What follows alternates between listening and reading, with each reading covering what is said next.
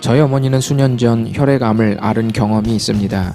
지금은 완치되어 정기적으로 검사를 받고 있지만 암과 싸운 항암 치료의 나날들이 고통스러웠다고 하셨습니다. 암이라는 질병도 고통을 주지만 그 암을 치료하는 과정도 고통을 줍니다. 그러므로 고통 자체를 좋고 나쁘다고 말하기는 애매합니다.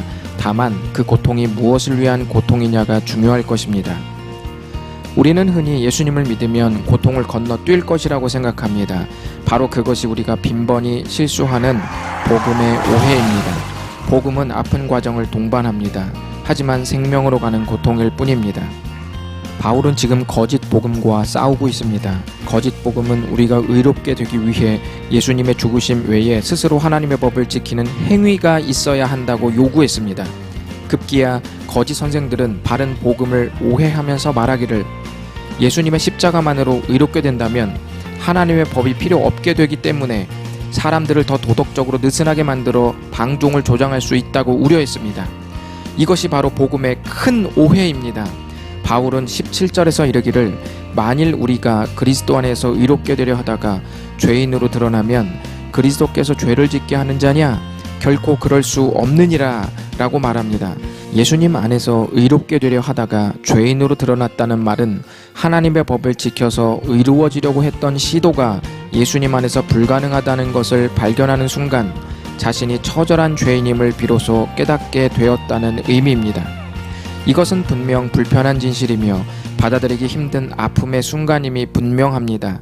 이스라엘에게는 오랫동안 여겨온 선택받은 민족의 자부심이 무너지니 고통스럽고 율법을 지키는 것으로 의롭게 될 수 있다는 가능성의 싹을 잘라버리니 고통스러울 수밖에 없습니다.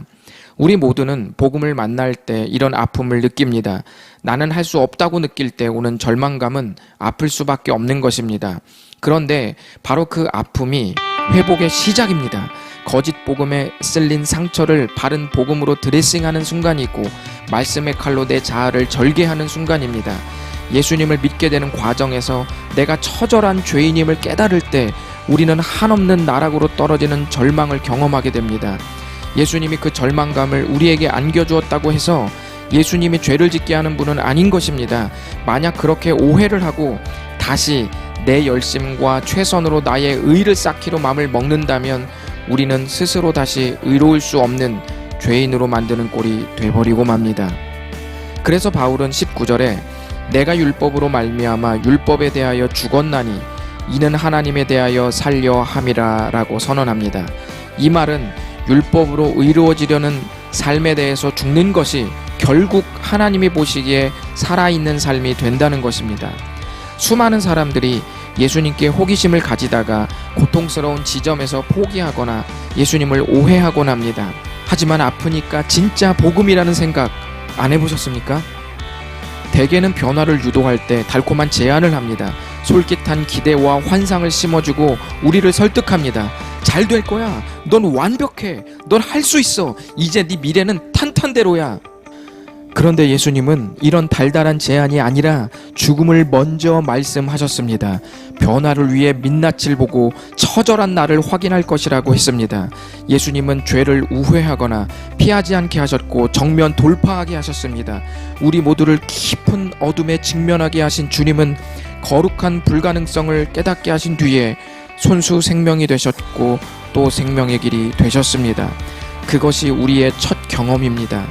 예수님은 그렇게 나를 변화시키셨습니다. 그럴 때 우리는 의롭다고 여겨질 수 있습니다.